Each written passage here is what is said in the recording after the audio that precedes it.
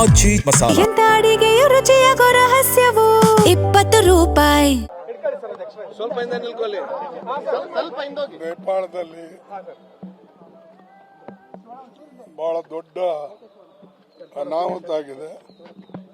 ಅದರಲ್ಲಿ ವಿಶೇಷವಾಗಿ ನಮ್ಮ ಭಾರತೀಯ ನಾಗರಿಕರು ಅದರಲ್ಲಿ ಸತ್ತಿದ್ದಾರೆ ಮತ್ತು ಅನೇಕ ಜನ ಏನು ದೇವರ ದರ್ಶನಕ್ಕಾಗಿ ಅಥವಾ ಟೂರಿಸ್ಟ್ ಅಂತ ಕೆಲವು ಜನ ಹೋಗಿ ನೂರಾರು ಜನ ತನ್ನ ಪ್ರಾಣ ಕಳ್ಕೊಂಡಿದ್ದಾರೆ. ಅದಕ್ಕೆ ನಮಗೆಲ್ಲರಿಗೂ ಕೂಡ ಬಹಳ ದುಃಖ ಆಗಿದೆ ಮತ್ತು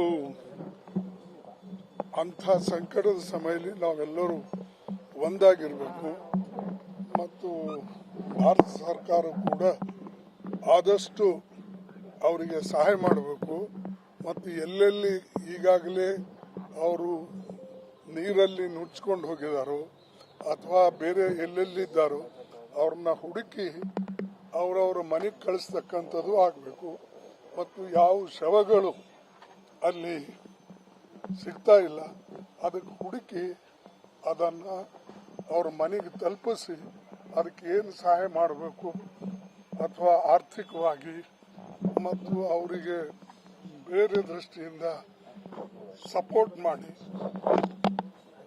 ಸಹಾಯ ಮಾಡಬೇಕು ಅಂತ ಕೇಳ್ಕೊತೀನಿ. ಮತ್ತು ಇದರಿಂದ ದೊಡ್ಡ ನಷ್ಟ ಆ ಕುಟುಂಬಗಳಿಗೆ ಏನಾಗಿದೆ ಅವ್ರು ತುಂಬಲಾರದಂಥ ನಷ್ಟ ಆಗಿದೆ. ಅದಕ್ಕೆ ಆ ನಷ್ಟವನ್ನು ತುಂಬತಕ್ಕಂಥ ಭರಿಸ್ತಕ್ಕಂಥ ಶಕ್ತಿ ದೇವರು ಅವ್ರಿಗೆ ಕೊಡಲಿ ಅನ್ನತಕ್ಕಂಥ ಮಾತನ್ನು ಈ ಸಂದರ್ಭದಲ್ಲಿ ಹೇಳ್ತೇನೆ. ಮತ್ತು ಇದರ ಬಗ್ಗೆ ನಾವು ವಿಶೇಷವಾದಂಥ ಒಂದು ಪತ್ರನೂ ಕೂಡ ಪ್ರಧಾನಮಂತ್ರಿಗಳಿಗೆ ಬರೀತೇನೆ.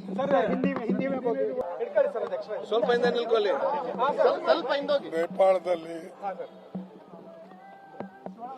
ಬಹಳ ದೊಡ್ಡ ಅನಾಹುತ ಆಗಿದೆ. ಅದರಲ್ಲಿ ವಿಶೇಷವಾಗಿ ನಮ್ಮ ಭಾರತೀಯ ನಾಗರಿಕರು ಅದರಲ್ಲಿ ಸತ್ತಿದ್ದಾರೆ ಮತ್ತು ಅನೇಕ ಜನ ಏನು ದೇವರ ದರ್ಶನಕ್ಕಾಗಿ ಅಥವಾ ಟೂರಿಸ್ಟ್ ಅಂತ ಕೆಲವು ಜನ ಹೋಗಿ ನೂರಾರು ಜನ ತನ್ನ ಪ್ರಾಣ ಕಳ್ಕೊಂಡಿದ್ದಾರೆ. ಅದಕ್ಕೆ ನಮಗೆಲ್ಲರಿಗೂ ಕೂಡ ಬಹಳ ದುಃಖ ಆಗಿದೆ ಮತ್ತು ಅಂಥ ಸಂಕಟದ ಸಮಯದಲ್ಲಿ ನಾವೆಲ್ಲರೂ ಒಂದಾಗಿರಬೇಕು